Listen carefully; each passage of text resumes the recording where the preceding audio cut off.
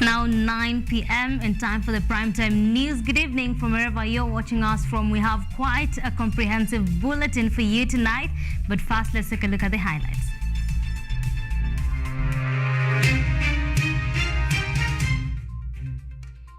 Recruitment of new IEBC commissioners awaits following the approval of the Senate.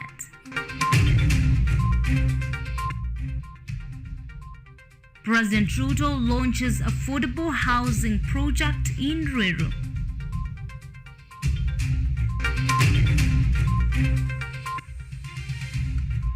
Kenyatta University plans on training teachers on coding and computational thinking.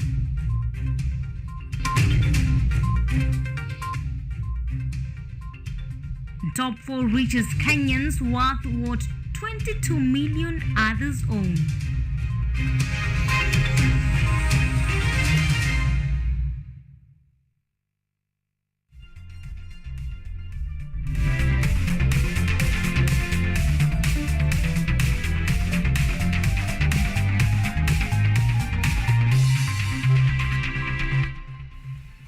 Our sign language interpreter tonight is Ruth Chipkoech. I am IMBINDA. Welcome to the broadcast. PMAC International, an independent observer body, and the last election has requested President William Ruto to let go of the 4 commissioners who opposed his election victory announced by the Independent Electoral and Boundaries Commission Chairman Wafula Chebukati. PMAC CEO Pius Masai opines that all the commissioners worked under intense pressure and the 4 might have succumbed to it, adding that together with their families they may be suffering from shame and anguish. Masai believes that Kenya stands out as a model country on electoral matters and has urged the government to start early voter education to create awareness on the importance of voting.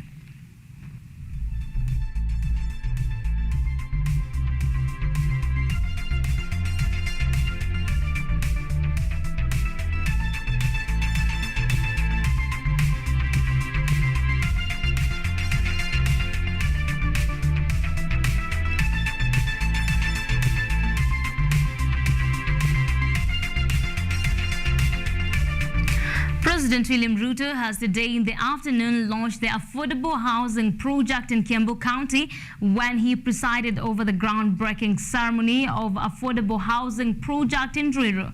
The project is set to deliver 1,050 housing units and is expected to alleviate the housing deficit and boost the local economy. The Ruiru Affordable Housing Project is located near Kenya Prison Staff Training College, Ruiru, along the Ruiru-Kiambu Road. The president insisted that his administration was on course to delivering 200,000 affordable urban housing units annually. Watu wengi wanajiuliza mbona tunasukuma sana mambo ya ujenzi wa nyumba. We have enough reasons. Hii kujenga nyumba iko na faida kubwa. Ya kwanza, itatupatia makao mazuri ya wananchi na watu wa taifa letu la Kenya. Jambo la pili, itatupatia nafasi ya ajira. Hapa mmesikia vijana 3,000 watafanya kazi hapa. Na wafanyabiashara wengine karibu 2,000 watafanya kazi hapa. Jambo la tatu, tutaendesha biashara hapa. Tutanunua simiti, tutanunua mawe, tutanunua kware, na mmesikia ya kwamba wale watu wa jua kali hapa mwanze kujipanga. Tuko na pesa nusu bilioni yenu. Ile milango yote itatengenezwa ya hii manyumba, watu wa jua kali hapa ndio watatengeneza.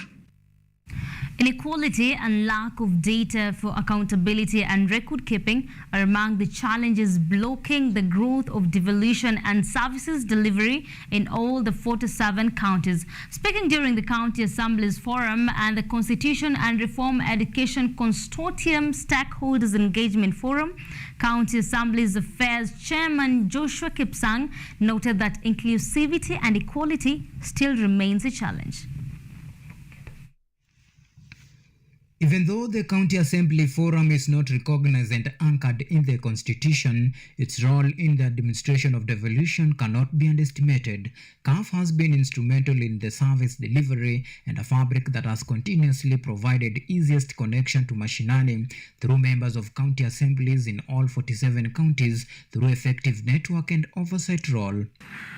CAF exists to support all the county assemblies across the country, to support their capacity on matters of oversight and legislation, but more importantly, to coordinate them on all issues that relates to their performances at the county assemblies. Today's meeting was a step in the direction that the new leadership in the county assemblies want to focus on, more of engagement, more with the actors in the devolution circles. Though CAF pride itself in service delivery and impressive record, the existing gaps that need to be filled are enormous. Among the key issues for future considerations include legislation that are not clearly articulated, prudence in the use of public resources without looking at other existing laws. In order to promote efficiency and achieve two-thirds gender role, the body proposes the inclusion of special interest groups and persons living with disability to help bridge the inequality gap. But as Chege puts it, true inequality in Kenyan politics is still a long way off. We can have a discussion about it later, but I think we need to be able to have that discussion moving forward. Again, whether it's a central depository system for issues gender, issues PWD, issues youth. Again, let's work with CAF. Let's see how we're able to achieve this. In order to promote constitutionalism, democratic governance, and institution development, County Assembly Forum under the stewardship of Elgeyo Marakwet County Speaker Joshua Kipsang is aiming to set bars higher through a more structured oversight. Auma Evans for KUTV, Nairobi. Kenyatta University has announced plans to offer short courses for retooling teachers in an effort to enhance the teaching of coding and computational thinking in Kenyan primary and secondary schools. Kenyatta University will undertake the program in partnership with Kenyan coding platform Codris Africa. Take a look. Kenyatta University has today partnered with Codris Africa to offer short-term courses aimed at equipping primary and secondary school teachers with knowledge on coding and computational thinking to improve their efficiency in the classroom. Murithi and Mugumo Munene are executives at Codris Africa.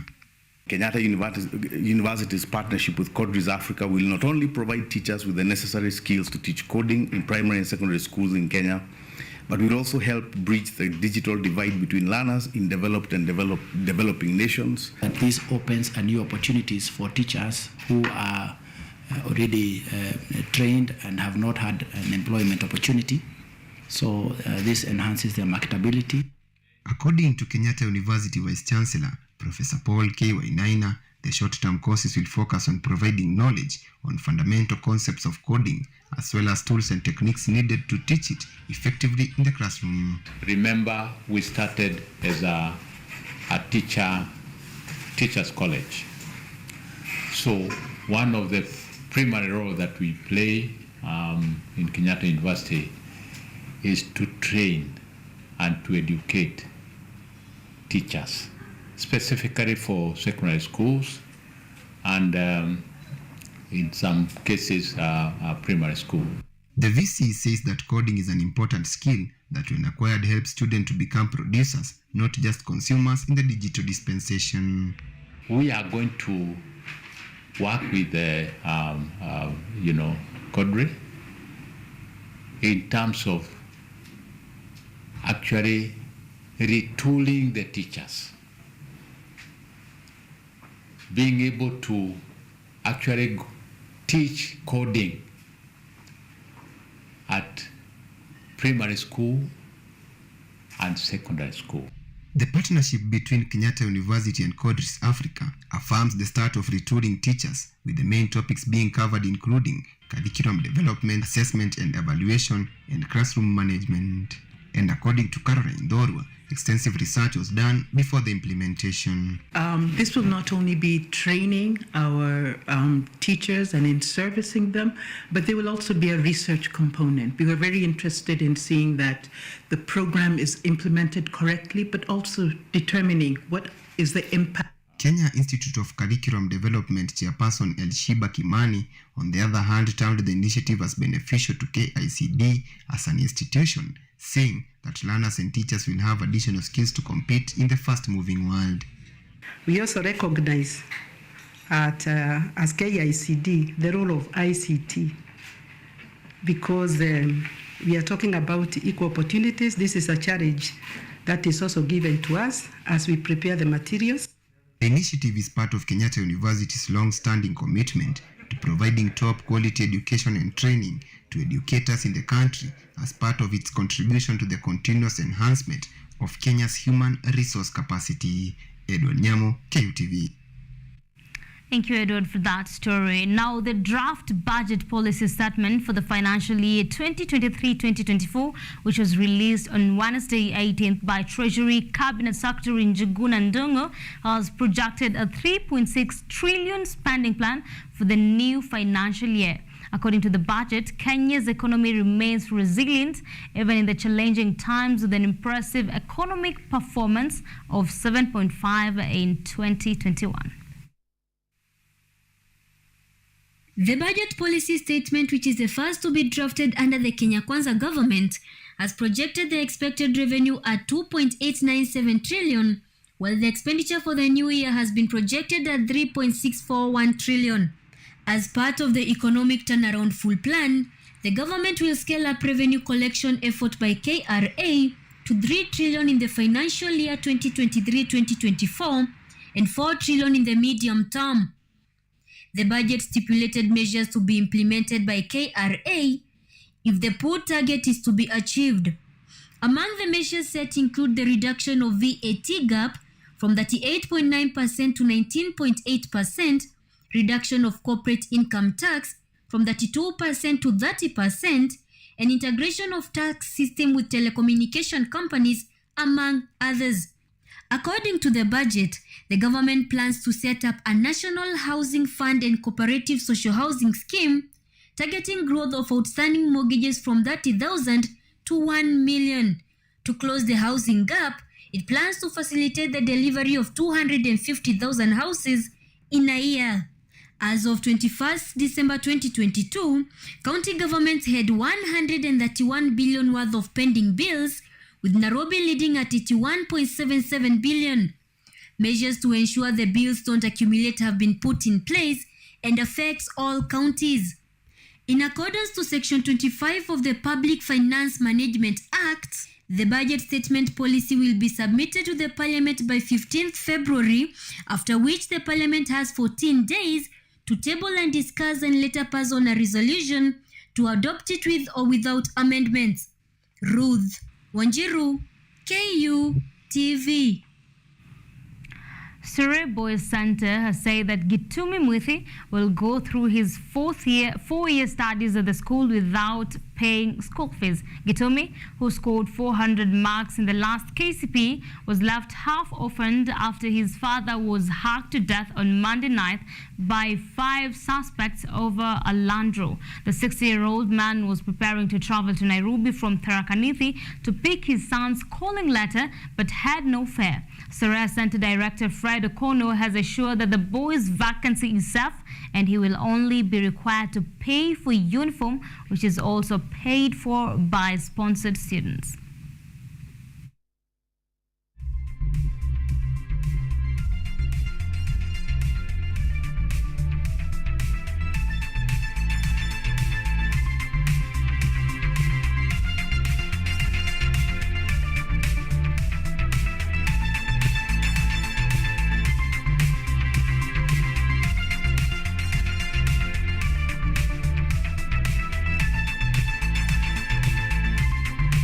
That is indeed a dream not deferred. It's 15 minutes past the hour, And it's time for us to take off for a short break right here. The KTV Primetime News will be back with more. Keep your feedback coming at KTV Kenya at Masi Imbinda. The hashtag is Primetime News. Don't go too far.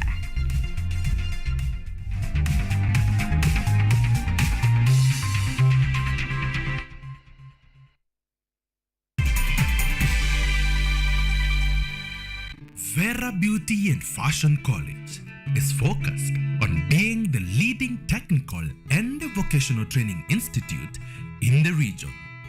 Our team possesses in-depth knowledge and extensive experience in the industry, offering thorough training in cosmetology, hairdressing, interior design, creative arts, training of trainers, nail technology, and fashion design.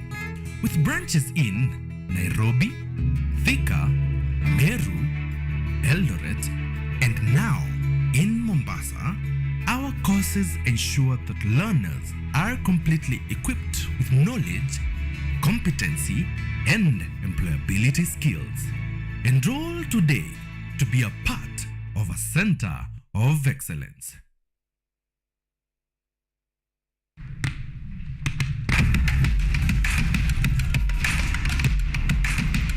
Access to knowledge,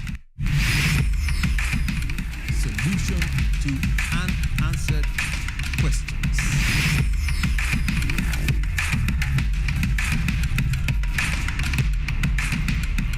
Guidelines to pursuing your rights and repossessing your property, intellectual or material. This and more only on Law Matters.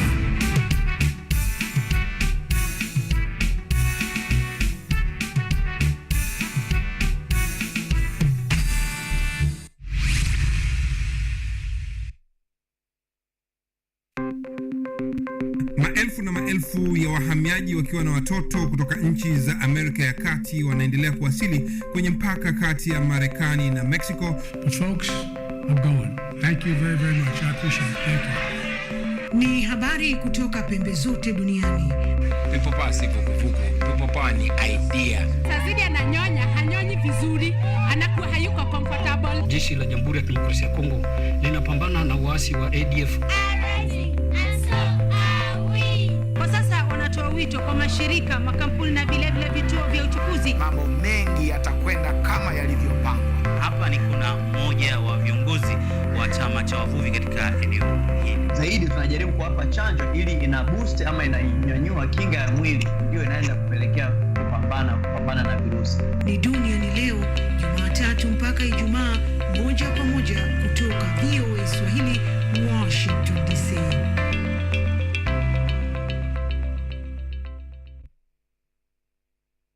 Approximately 1 to 800 infants are born with Down syndrome in Kenya. Down syndrome is a condition whereby an infant is born with an extra chromosome. Down syndrome is a genetic disorder which is basically caused by abnormal cell division just immediately after fertilization. You can follow this conversation on our social media platforms at KUTV Focus on Health and also on Facebook and Health Focus on Instagram.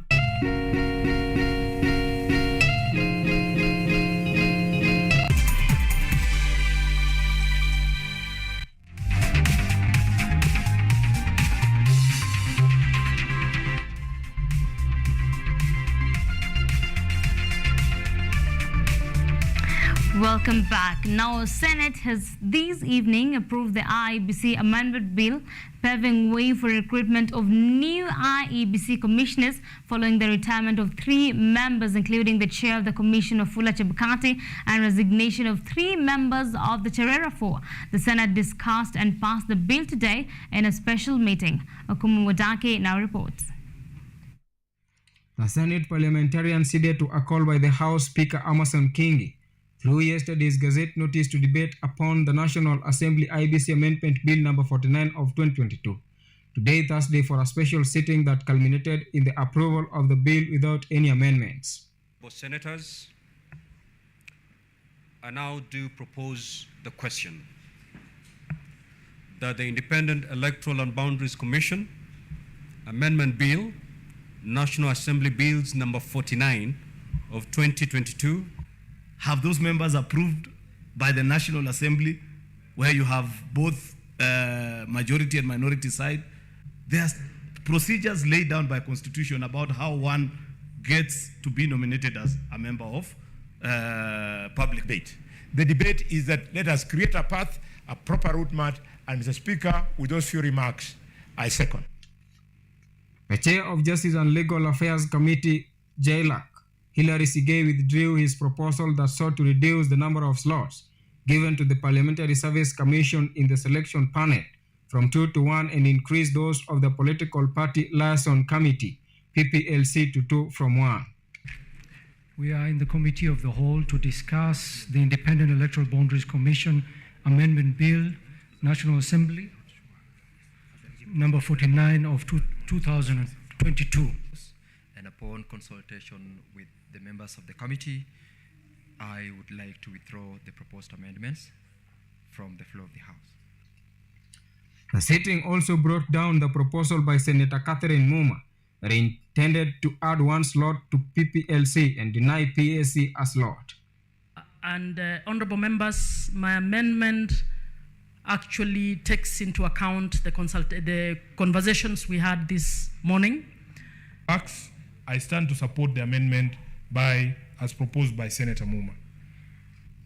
The IEBC Amendment Bill 2022 that was voted for by 28 senators will now have an effect to the IEBC Selection Committee, comprising of 2 members from Parliamentary Service Commission, with the Public Service Commission and the Law Society of Kenya producing Kericho members of Assembly have elected new leaders today following intervention by Deputy President Rigathi Gachagua. The DP convened a meeting with the MCAs at his office in Harambee Annex, where the ward representatives agreed to cease hostilities and work together for the benefit of Kericho County residents. Take a look. After months characterized by disputes over leadership positions in the Kericho County Assembly, calm has been restored following intervention by Deputy President Rigathi Gachagua. The DP convened a meeting with the members of the County Assembly of Kericho at his office, where the ward representatives agreed to cease hostilities and work together for the benefit of residents. We want, where there are issues, the party mechanism is available to help members to solve those issues without going to the embarrassing situations we found in Kericho. Kimasian Ward MCA Philip Rono was elected majority leader and will be deputized by Fancy Chepkorir. The majority whip is Seretut Cheptororiet MCA Aaron Rotich with Bevina Serem as his deputy. Gachagua said that he had been tasked by President William Ruto to find a way out of the leadership deadlock that had threatened to derail development programs in the county. The president therefore did task me with the responsibility of inviting the leadership of this great county for a meeting to sort out whatever issues that may be causing the conflict, with a view of restoring normalcy so that the people of Kericho can enjoy development. The intervention comes after chaos in the Kericho County Assembly erupted last Friday during a special sitting as different factions of ward representatives rode over recent House leadership changes. During the sitting that was meant to deliberate the county's supplementary budget, the situation quickly deteriorated to blows when the matter of fresh leadership changes adopted by Speaker Eric Mutai came up. However, the DP has also said that an amicable solution to the conflict in Meru County was being finalized. I have held discussions with the leadership of the Senate and the National Assembly. I held a further discussion with the members of the Meru County Assembly, and I held another different discussion with Governor Kawira Mwangaza, and all of them are unanimous that we must seek to bring about peace and stability in Meru. Last Sunday, President Ruto reprimanded the MCAs for escalating disputes around leadership positions, asking them to focus on serving the people instead of fighting for assembly roles. Jacqueline Wanjiru, KUTV. Ex-Youth Enterprise Fund Chief Executive Officer Josiah Muriasi, who has been under suspension, has finally been reinstated. A statement by Cooperatives and Cabinet Secretary Simon Chelugui said Muriasi will now assume his previous role, with his reinstatement being in compliance with a court order issued 3 years ago. A new board that has been formed voted to have him out and replaced him with the fund's public relations manager Benson Muthendi on an acting capacity.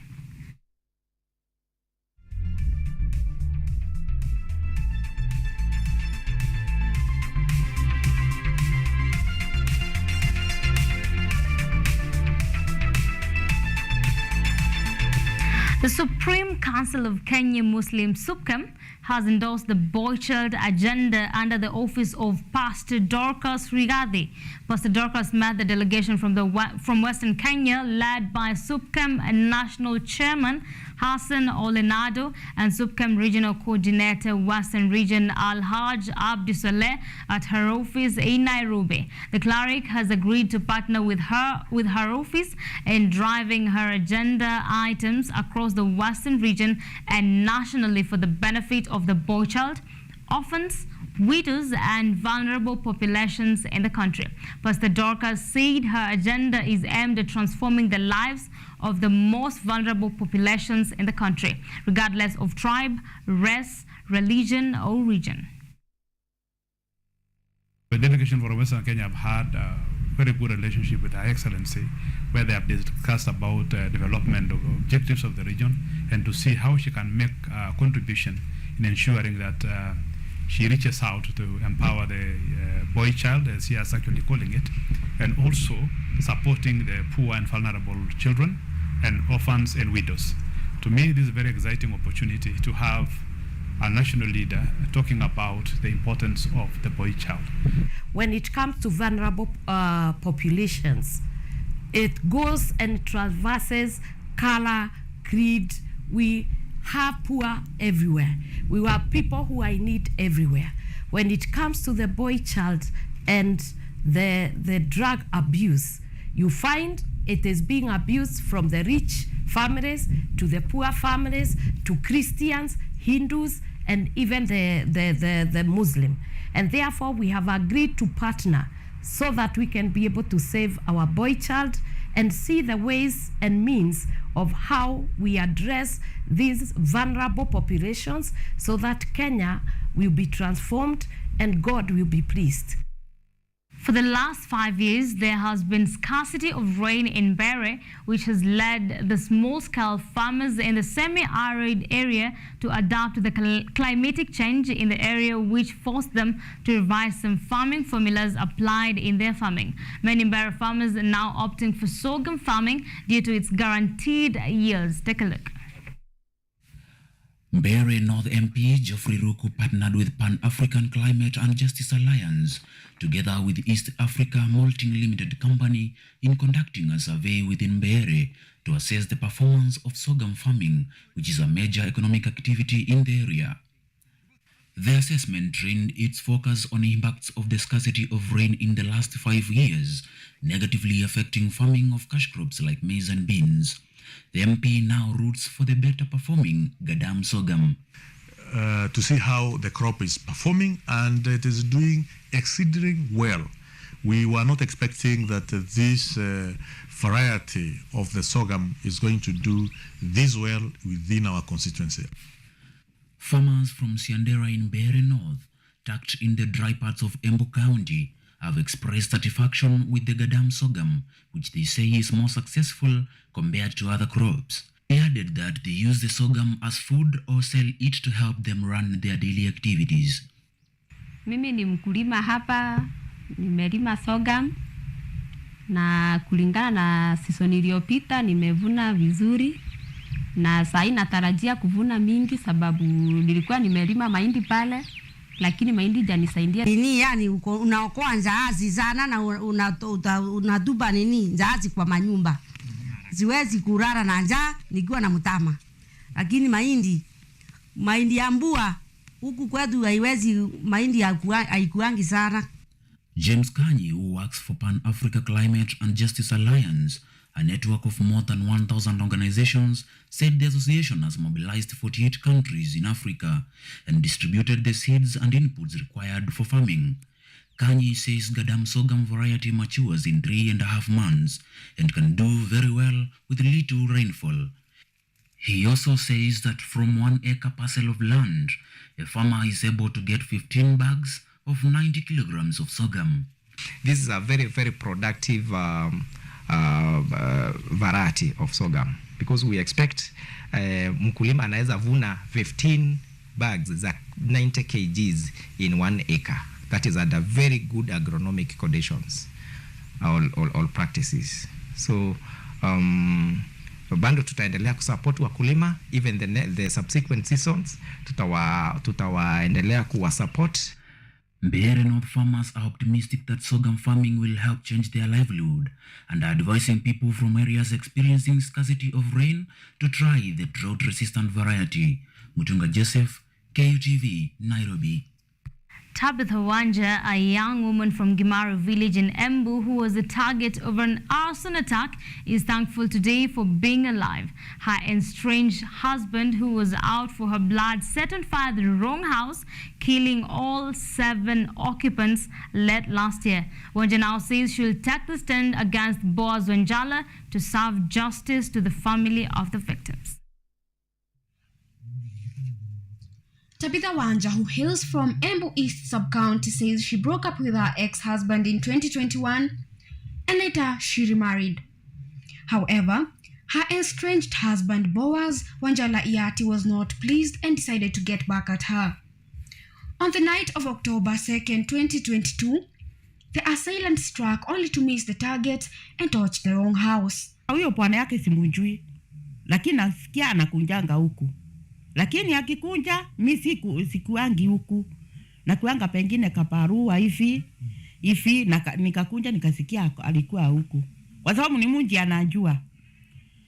Sasa vile alioa huyu mtoto yangu, alienda akamumistrisi sana. Yaani kumupiga ile vita anampiganga ni huku Makoti. The mother of 3 got married to Wanjala in 2015 and together they had 2 daughters.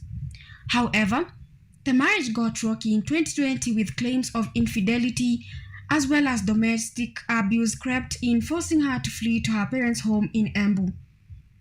The two did not reconcile and hence Wanjala fled with the children. Tangu sasa isemekane Boaz ameshikwa na alikuwa anafuata bibi yake huku Embu, huku Runyenjes. Sasa unajua watu walianza kusema ni mimi. Sasa yani imekuwa yani majirani hata yani hawako na mimi tena yani. Wanja says Wanjala started sending her threatening texts on suspicion she had remarried. The day prior to the incident, Wanja says Wanjala texted her that he would burn her together with her mother, only for her to wake up to the sad news the following morning of the burning down of one of their distant neighbors' house where all the 7 family members perished. Mamangu akaniambia usinyamazie hizo message, enda upeleke police station. Nikamwambia sawa nitapeleka kesho. Sasa tukalala hiyo Saturday na wasiwasi, tunaulizana sasa kama anaweza fanya kitu kama hiyo. Lakini mamangu akasema Mungu atatu protect tu. Sasa tukalala hiyo Saturday. Asubuhi ndo saa 11 ndo tukasikia jirani yangu hapo hivi anaita mamangu. Anamwambia kuja tukaone kwa karibu kumechomeka. Wanjala was arrested 2 weeks ago in Ebuchango village in Kakamega County on January 7th and is remanded at Embu Main Prison waiting for conclusion of investigation before being formally charged with murder. He will be back in court on January 27th for a mention of the case where his ex-wife says she's ready to be a key witness in order to ensure justice is done to the affected family. Joy Minor, KUTV, Nairobi. We're taking another short break right here, the KTV Primetime News. We'll be back with more stories, including a story about 4 richest men in Kenya who own what 22 million other countrymen own. Keep watching.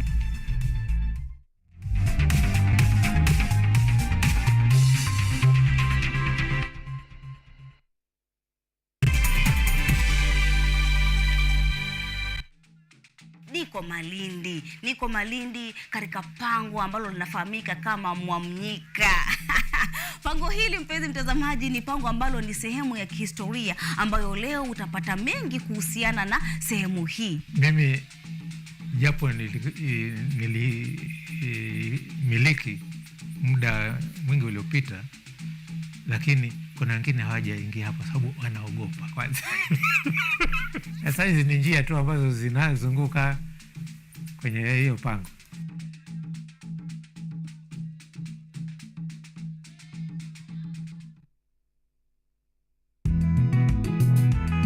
Sasa ni bora zaidi, mwanzo mpya, mambo mapya.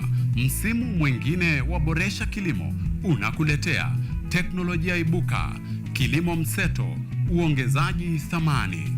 Teknolojia dijitali ya mauzo inawezesha ufikiaji wa masoko. Soko moko yako, mahangaiko yako ya kufikia masoko yamefika kikomo, manake tunao Mkulima Yangu. What Mkulima Yangu does is it connects farmers with the market.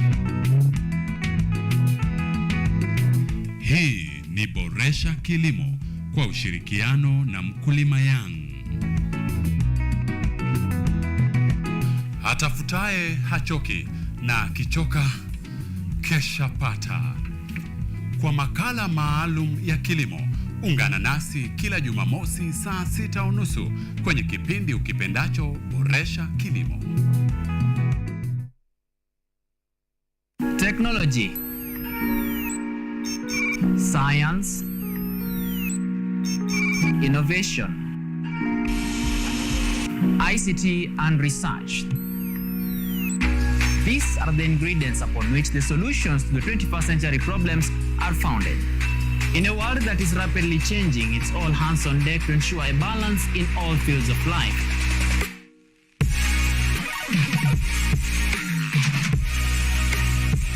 Women, young and old, are also in the front line, breaking the glass ceiling, becoming thought leaders in the larger tech space.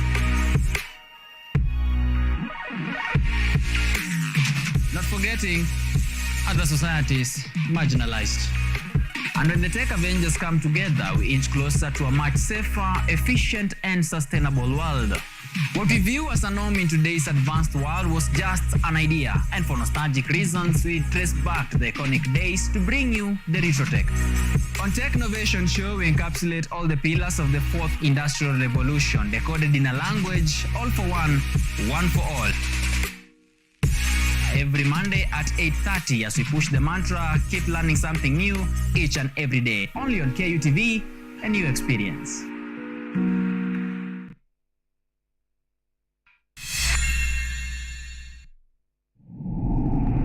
This is your first time? Yeah, I'm kind of scared, but I can do this. Yeah. Mess with me. Yeah, let's do this, man.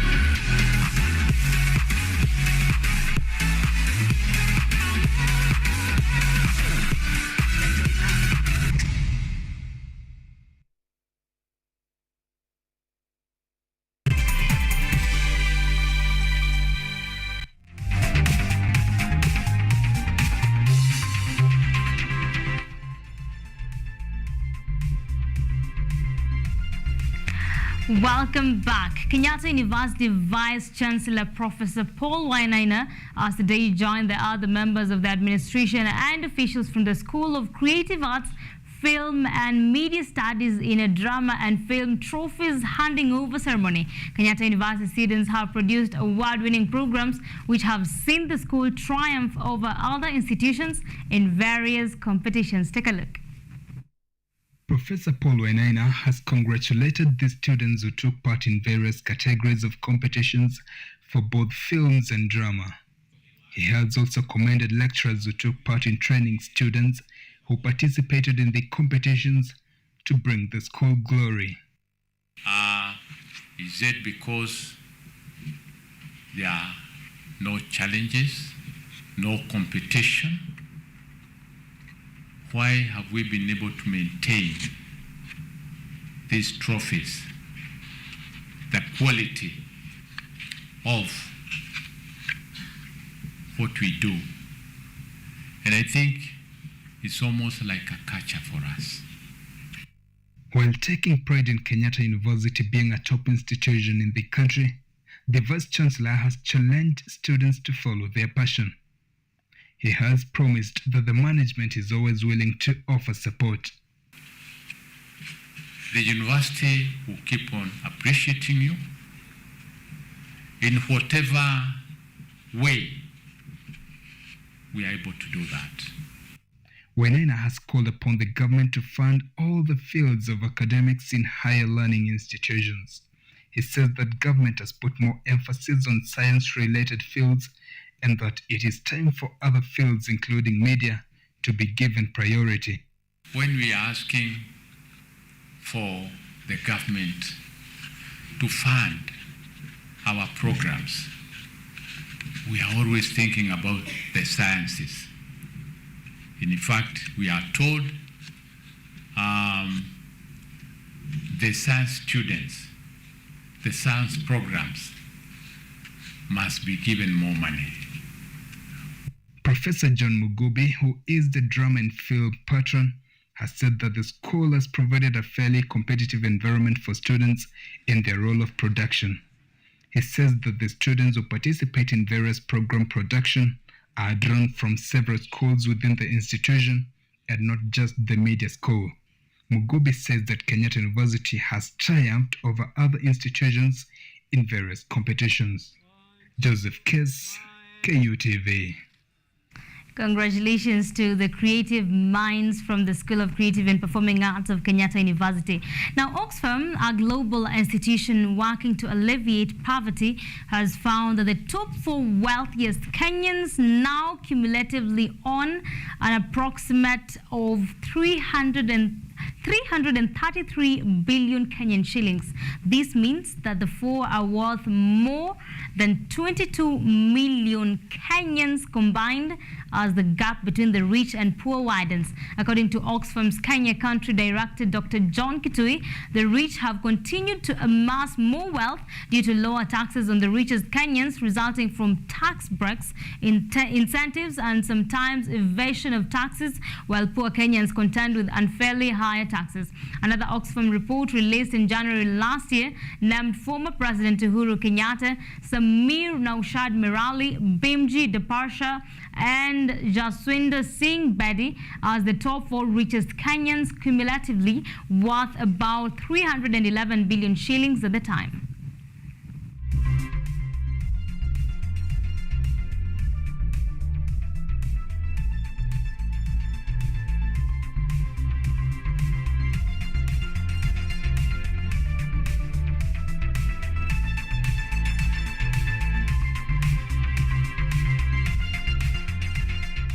Oxfam has found that the world's richest 1% of the global population, mainly due to attend the World Economic Forum at Davos this week, have roughly 2/3 of all new wealth created since 2020.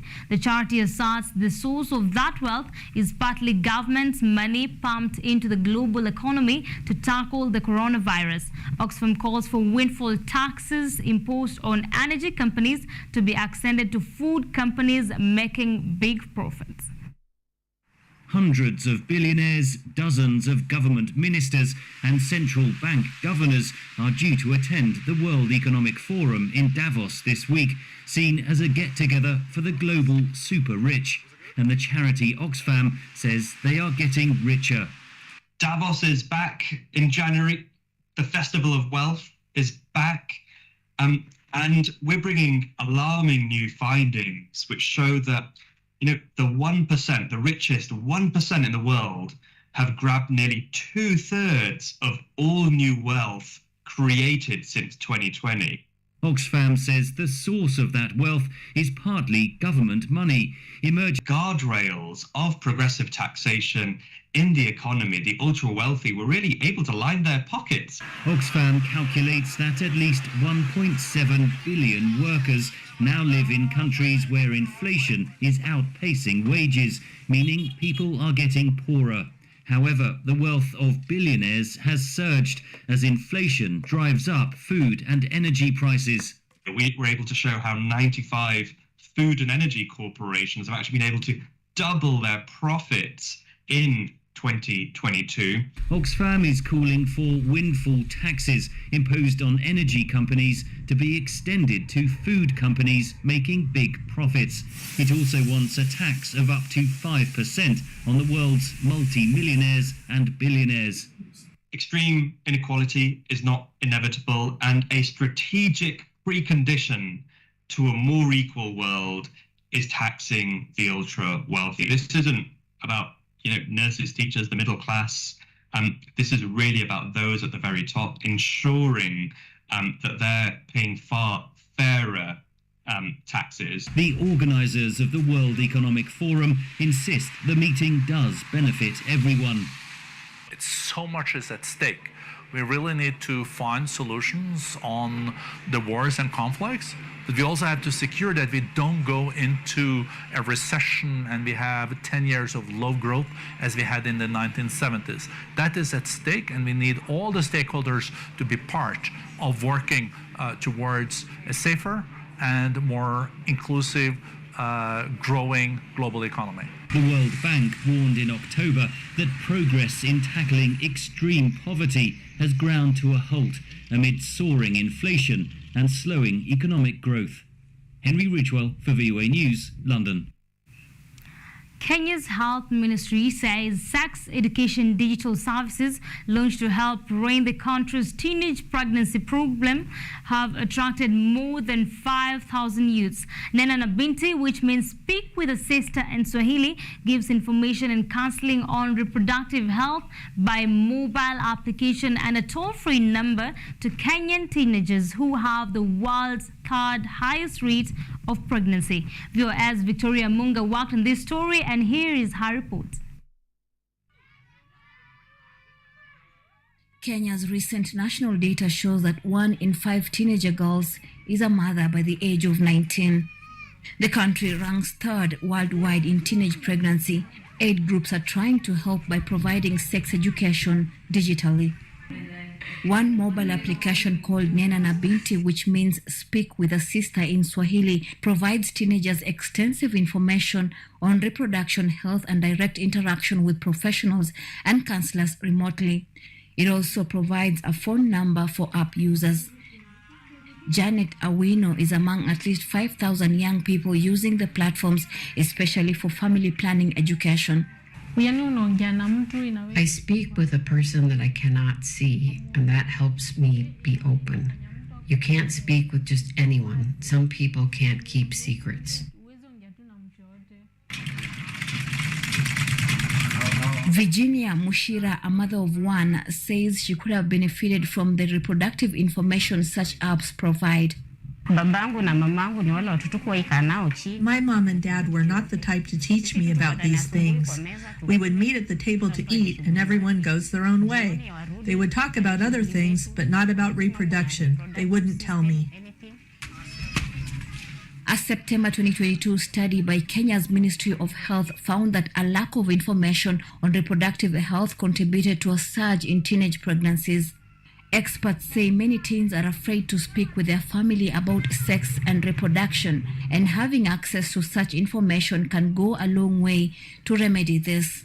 A lot of the clients who call, if they're adolescents 10 to 17, they want to know more about menstruation, have us call inquiring on safe days, have us call wanting to know the effects of contraceptive.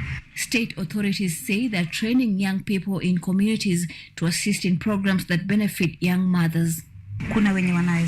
Some want to go back to school, so we take them back to school. Others say they cannot continue with school, so we give them skills. Some are also taught about employability and starting a business. Kenya's Ministry of Health adopted a 10-year national reproductive health policy in July that seeks, among other things, to address adolescents and young adults' reproductive health.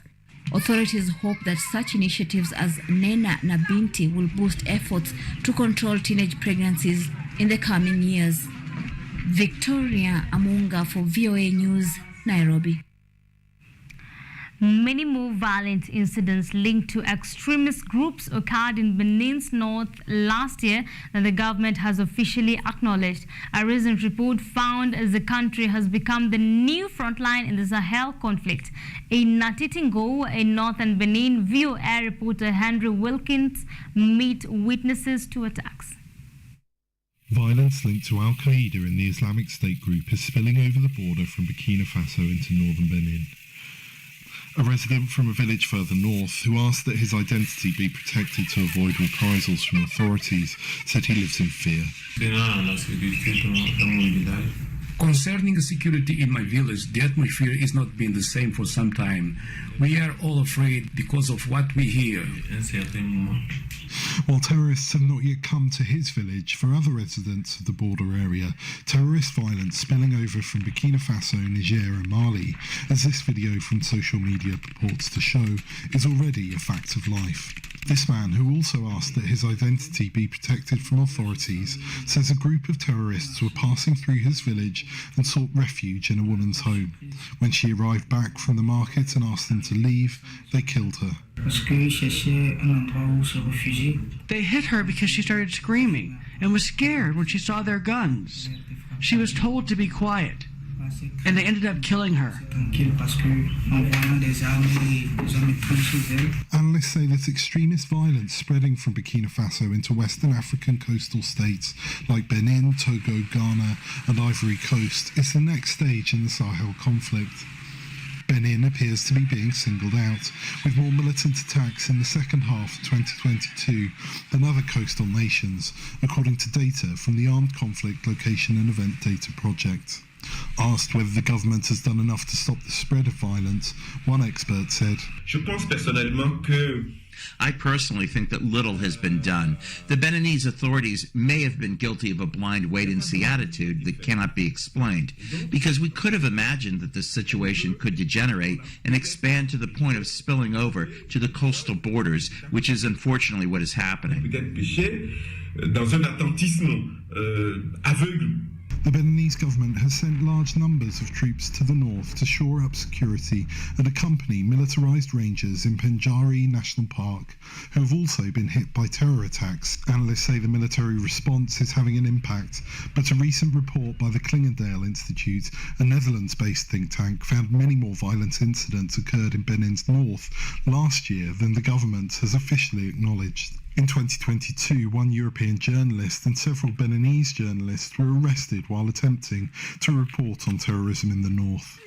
A consultancy that has been conducting workshops with communities in northern Benin to build resilience to violent extremism says many residents are too scared to talk about the issues. Many of the comments that we got in the research was everyone and anyone could be a terrorist right now. We have no idea who's who, but we're scared to talk about what we're seeing and what we're concerned about. So really just creating a safe space is kind of like a baseline. Benin's government did not respond to an interview request. Henry Wilkins for VOA News, Natitingu, Benin. A new report by the Africa Center for Strategic Studies says once in 100 years, floods will become more common in coastal communities due to rising sea levels caused by climate change, as a stretch of West Africa's coast is set to become the world's largest megalopolis and an economic powerhouse. Academics worry rising sea levels will stymie growth and impact of the continent and the world. VOA's Henry Wilkins reports from Ganvi, Benin. Once-a-century floods are projected to start happening once every 40 years thanks to rising sea levels caused by climate change, according to the new report from the Africa Centre for Strategic Studies, a US Department of Defense-funded think tank. Experts say the disruption to Africa's coastal and port cities will have a devastating impact on inland economic growth. On the outskirts of Benin's economic capital, Cotonou, dwellings in the town of Gambi are built on stilts in a coastal lagoon. It's sometimes referred to as the Venice of Africa. Local government officials in the commune of Soava, where Gambi is located, say flooding has gotten worse in recent decades. Dans la commune de Soava ici, il y a deux activités principales. There are two primary economic activities here in the commune of Soava, agriculture and fishing. So when the water rises, the crops are destroyed. Also, the freshwater fish disappear. As a result, economic life becomes difficult. The effects on the community have been devastating. Residents say their houses have been rendered uninhabitable and many of our belongings were destroyed. Because of the flooding, the house you see was destroyed last year, and I had to rebuild it on another piece of land to prevent the water from coming in again. He says he knows parents whose children drowned in the flooding. Alexandra Bodo, another Gambi resident, says his livestock living in this pen were lost to the flood and the water filled his house to this level. We lose our houses and we have no money to rebuild them, so the whole family sleeps in a boat. Communities along the coast around estuaries and coastal lagoons like Gambi will be the first to bear the brunt of the impacts. Flooding and coastal erosion will also affect Africa's ports. Not enough is being done, according to economists. One of the things that I find shocking is how little finance is going to support these cities overall in terms of building infrastructure and services. But particularly with climate, it's extremely important that we not only adapt, but with the rising sea levels, that mitigation is taken into account as well. Experts say the stretch of West Africa's coastline from Abidjan to Lagos is on track to become the world's largest megalopolis and could be home to 500 million people by the end of this century. That's probably 50% of Africa's, or more than 50% of Africa's total GDP in that strip. So if it develops well, it could really anchor the continent, it could anchor the globe in terms of heading into this sustainable development. Aside from Gambi, Lagos and Ghana's capital of Accra experienced major floods in 2022. Henry Wilkins for VOA News, Gambi, Benin.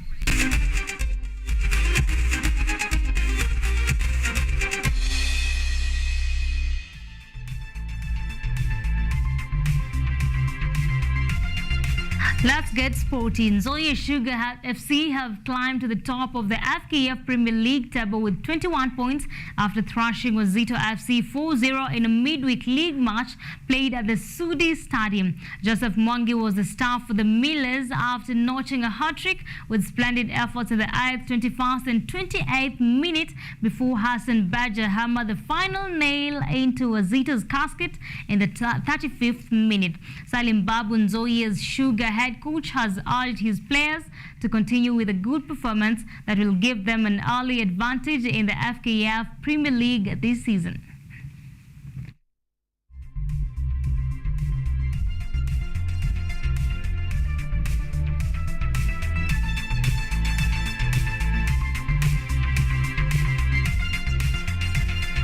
Uganda Cranes stunned Senegal with a 1-0 win at the African Nation Championship CHAN to keep alive their hopes of reaching the knockout stages of the competition. Captain Milton Carissa scored the lone goal to guide the Cranes to their victory in the ongoing tournament in Algeria. Teranga Lions Sheikh Sidibe missed a penalty before Carissa pounced to net what turned out to be the winner for Uganda. Senegal's hopes of restoring parity were dashed in the 83rd minute when substitute Libasingom was sent off for a serious foul, giving Uganda the numerical advantage to hold on to secure the win against the West African Giants. Uganda tops the table ahead of the final mini-league fixtures this Sunday with 4 points. Senegal have 3, DR Congo 2 and the Ivory Coast 1.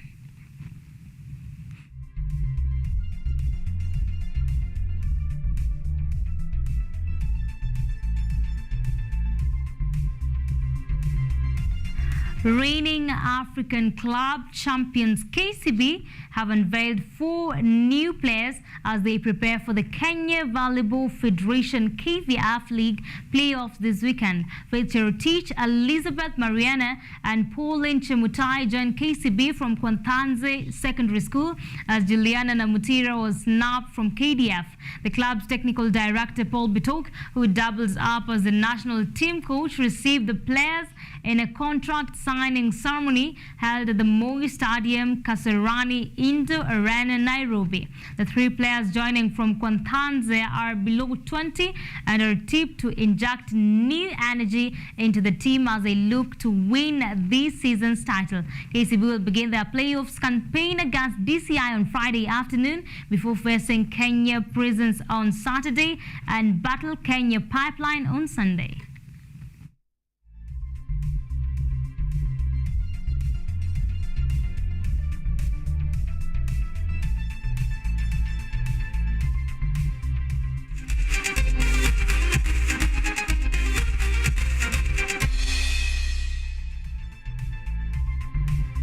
And that story brings us to a wrap right here, the KUTV Primetime News. Many thanks for joining us tonight, and special thanks to everyone that has made this bulletin a success. You can keep your feedback coming at KUTV_Kenya, at Mercy Imbinda. The hashtag is Primetime News. You can get this bulletin on YouTube at KUTV Kenya or on our website at www.kutv.co.ke. Our sign language interpreter tonight has been Ruth Chepkoech.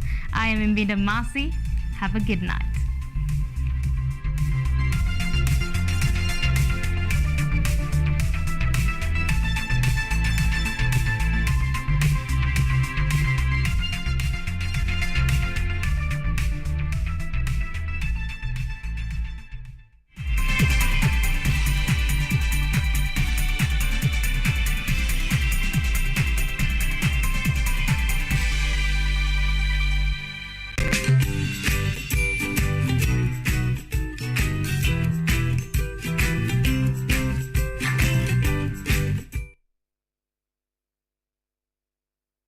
Vera Beauty and Fashion College is focused on being the leading technical and vocational training institute in the region. Our team possesses in-depth knowledge and extensive experience in the industry, offering thorough training in cosmetology, hairdressing, interior design, creative arts, training of trainers, nail technology, and fashion design. With branches in Nairobi, Thika, Meru, Eldoret, and now in Mombasa, our courses ensure that learners